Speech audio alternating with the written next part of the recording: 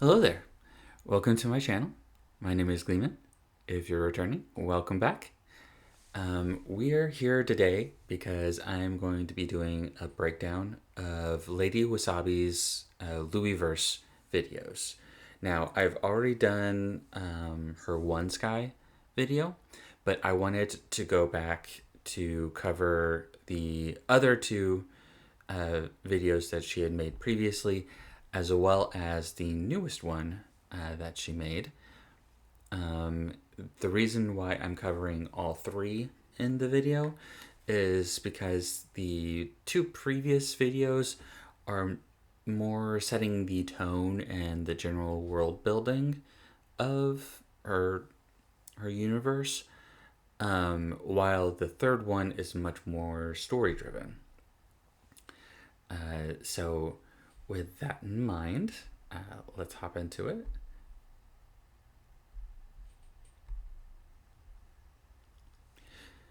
So, this first video is the introduction to this unique world Lady Wasabi wants to show us. What draws my attention is what she chooses as her theme to introduce the world.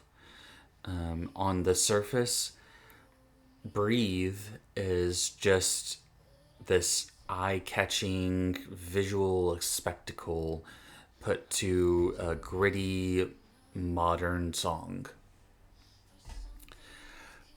But looking at the lyrics, we're given a picture of suffocation. The writer is detached from their surroundings. Noise below me, but I can't tell what's real. Weight inside my chest that won't let me speak.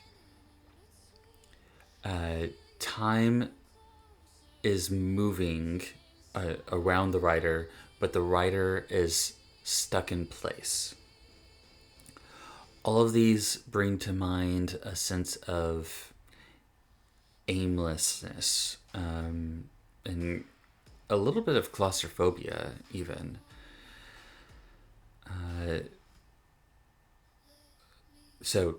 Also, as far as the visuals go, we see that Lady Wasabi's really exploring the range of human motion, and done in a very physical way. Everything seems very sensual, and that could be just the red lighting, but also how the bodies move. We are in a space of decadence a little bit.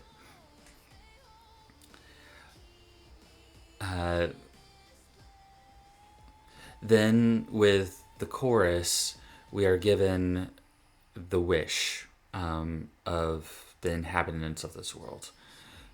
We just need a moment, a simple breath to clear the head and reground us in reality. A breath that will let us know that we're alive and that we're thinking and that we're living beings. Combined with the harsh scarlet light of the red veil and the dark atmosphere, we know that this world isn't very forgiving. As for the visuals, we see that what I pointed out in the One Sky breakdown, that this is a world of magic and metal, of mysticism and mechanism, and malevolence and majesty. So that was Breathe. And so let's switch over to Numb. And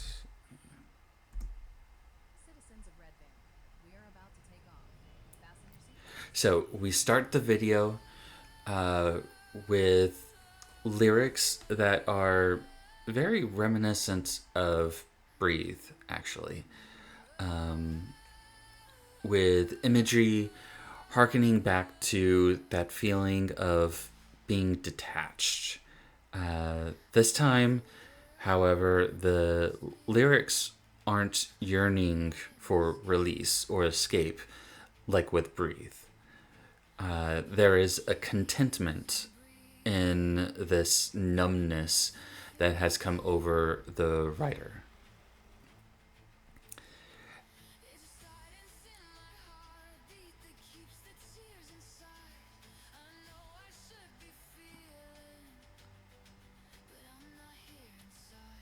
As we go through the song, there is a growing understanding that to care is just to bring noise and chaos into your life. So it's just easier to shut it all out and stay numb to everything. There is a quiet peace in the numbness. As far as the visuals go, we have a multitude of new characters, which builds out the world even more. But we're still simply in a sort of, in writing terms, we would call it third-person omniscient view of the world. We're not attached to any of these characters. We're not lingering on any one character too long. And we're just seeing the scope of the red veil.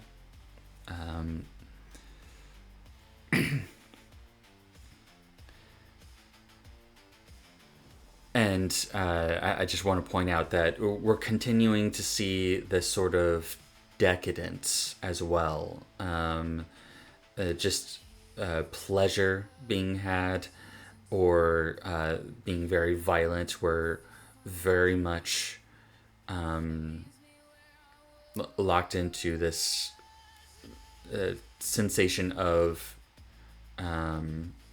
being in our bodies and enjoying the body, or at least it's all about the senses that she's trying to capture here.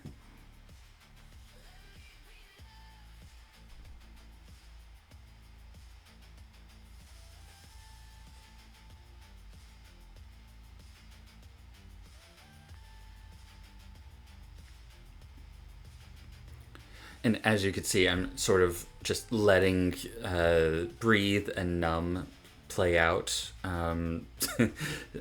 simply because with pausing, it would just pause the narrative, really, since I can't really go into any of the character choices or anything like that.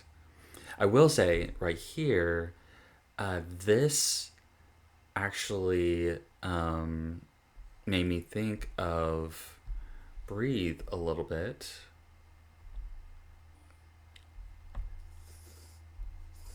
Oh, do. Let me go back here. So, I noticed that Lady Wasabi ends both of these videos with this robot, or a robot,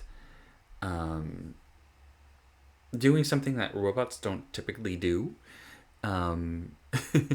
So you have eating ramen and having a drink and, lying in a pool. Very human characteristics. So I just saw this as something whimsical that she's adding to this world. Very much like Skybrows in that sense. But also, something to note is, if we continue with Numb, we are introduced to the character of her newest video, who is entering the Red Veil, and that would be Rui of the North. So I found that quite interesting that I chose to not tackle these other two videos until I doing the Rui of the North, and I caught this. Just a little neat thing that I noticed. Okay, pause. There we go. Okay. So now we come to the main event, which is Rui of the North, her newest video. And we open with a quote that warns of the loss that we're about to witness.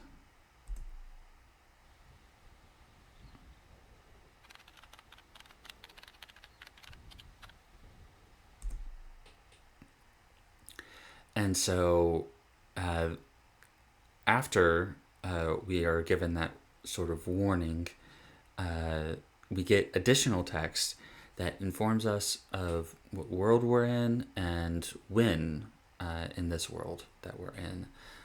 This is an interesting addition since now we're stepping into a single character's story.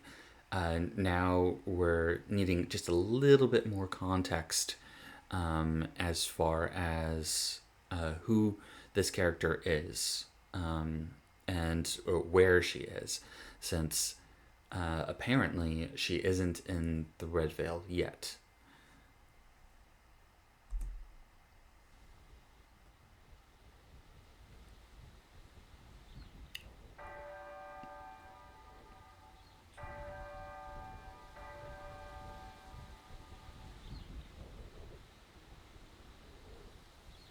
I marched 10,000 miles. A quick note on the imagery here.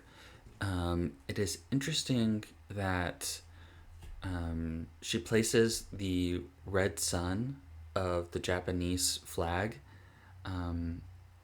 in the and framing it in such a way that it seems like it's part of the landscape. It's an actual red sun. I don't know if that means that this world, this other Japan, actually does have a red sun, or if this is just clever framing from her, where you see here this white here. It could just be like a torn red or a torn Japanese flag in the sky. But yeah, I just noticed that it's that Japanese flag, but it could also very well be that there's a red sun on this other Japan. To hold the line. To keep the Emperor's golden banners high.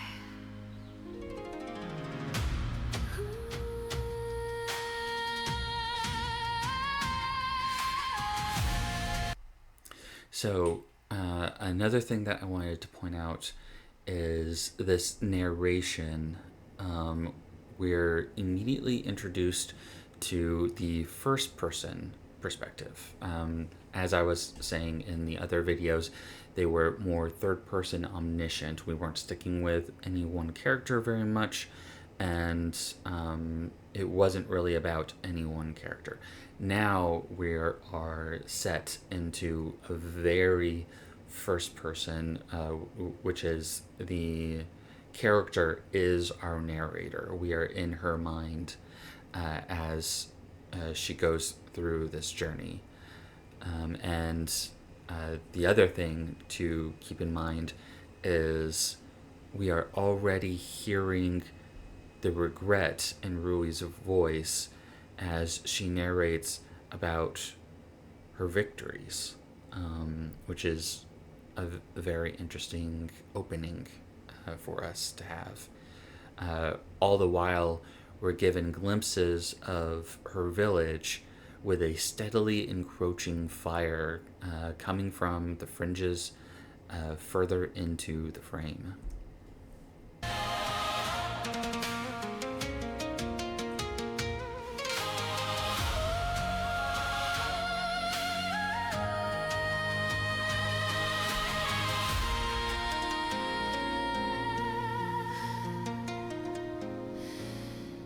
I marched 10,000 miles to hold the line, to keep the Emperor's golden banners high. I gave my steel to lands that weren't mine, and pledged my life beneath their distant sky. So here, we're seeing and hearing that she is a leader, she is a general, and that she led an army, but did so far away from her own home. They called me shield, they called me blade. Now, I wanted to pause here because the lines, they called me shield, they called me blade. Here we are given some insight into how heroic a figure that Rui was known to be. When we hear those terms, or when we use a term like, oh, Rui is the sword, Rui is the shield, she's the blade. She has adopted an aspect of herself so noticeable that it is almost legendary. It has become part of her identity. This fits with Lady Wasabi's intention to have the Red Veil be filled with heroic figures gathering under her crimson skies. The savior of a kingdom far away. But while I fought the ultimate price must pay, the home I left was turning into gray. So here, we are given the reason why there is regret in the tone of the lyrics. Rui was a hero, but not to her home, her family. She was a hero to a people that she didn't know, while she failed to save the ones who mattered to her most. I won the war, I broke the final gate. I turned to bring the glory to my kin. But I arrived a single breath too late to find the fire had let the silence end. So here we're given even more clarity.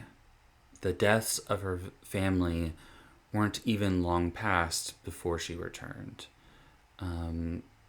This could have been a final blow by the Empire's enemies after the war was won. Who knows? But Rui came home to a very recent massacre. And that is where her pain is coming from. She doesn't even have the luxury of saying, oh, well, I was gone and there's just nothing I could have done. We're given this sense that she probably could have made it in time. had she known. And so that's where her pain is derived.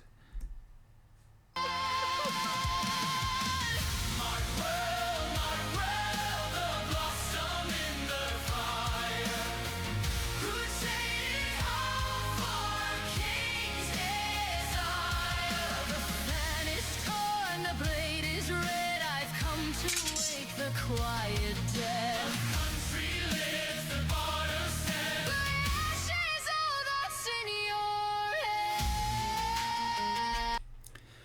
So the empire is saved, and her role as its savior is complete. But what comfort can that give her when her home and her family are ashes?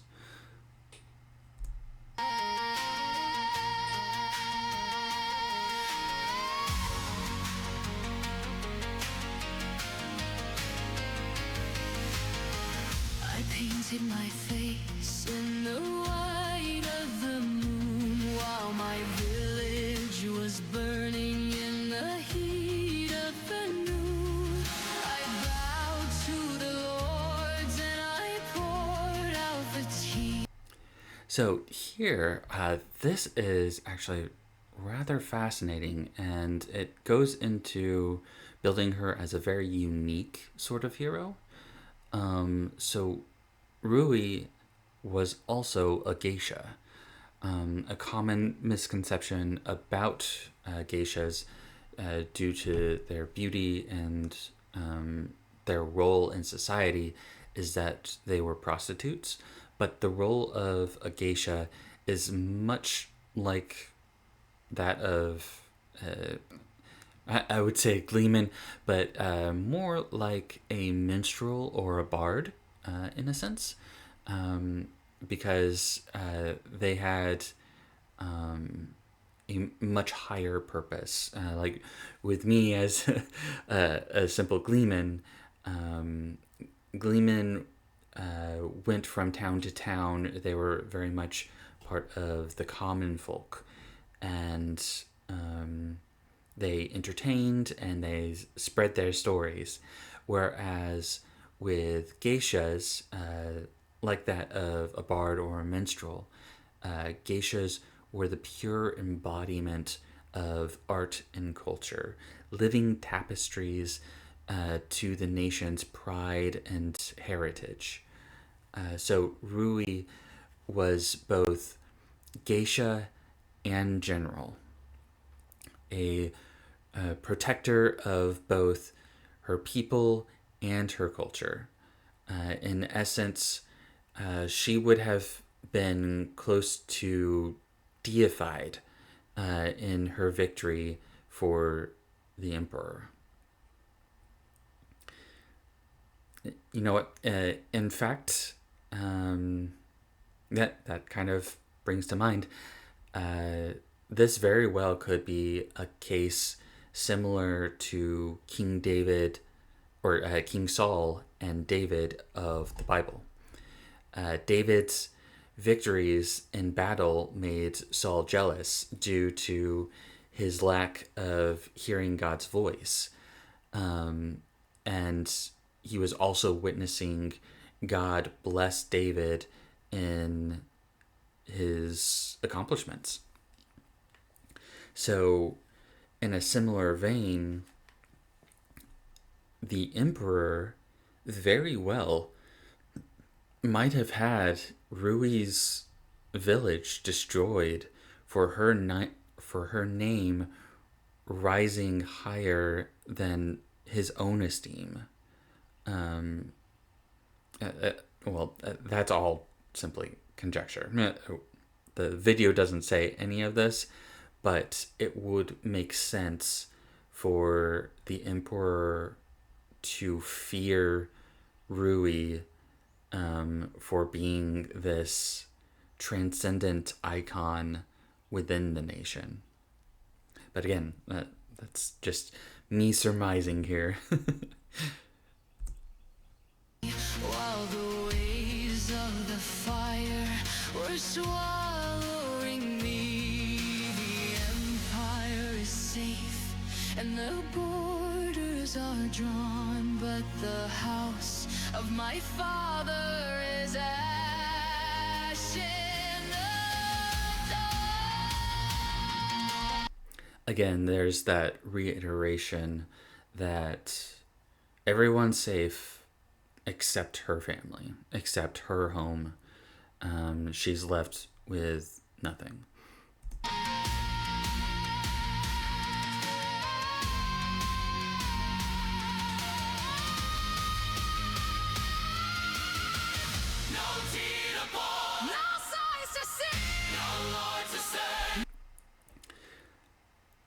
Here we see that Rui has abandoned her role and is going on a journey. Then we see a ferryman who looks rather familiar with a white dragon in the background, or perhaps a benevolent basilisk. This depiction of Skybrows, though, is also rather fascinating because for me, I only know of the role of the ferryman to be something of a neutral, supernatural person, either a deity or very close to deity, or at least supernatural spirit, and a very neutral entity who conducts the souls from the world of the living to the dead. This happens very often in cultures that are based along the river. To cross the river is to cross from one world into another, the world of the living into the dead. So it's fascinating that Lady Wasabi has put Skybrows in this sort of role.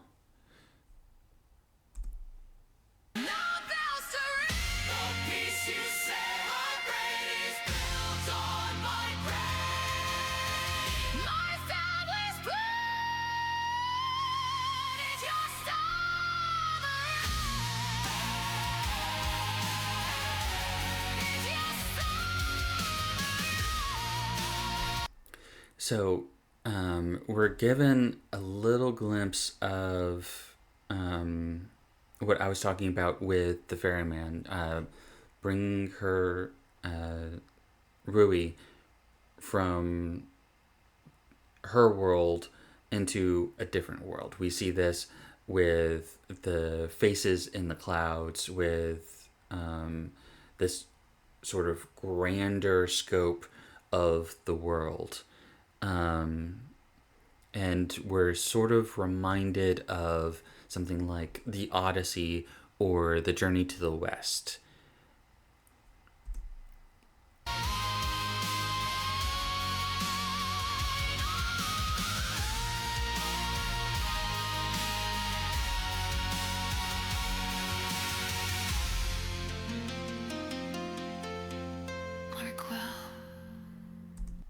And so we arrive at this Japanese archway, gate, so to speak, with that familiar crimson light of the red veil emanating beyond it. Mark well. The world is at peace because of my steel now. Mark me.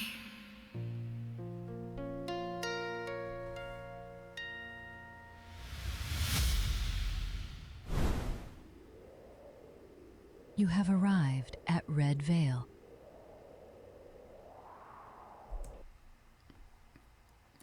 And we now have the closing statement, which is sort of the theme of the Red Veil, which is a place where heroes that have survived their tales will find themselves gathering.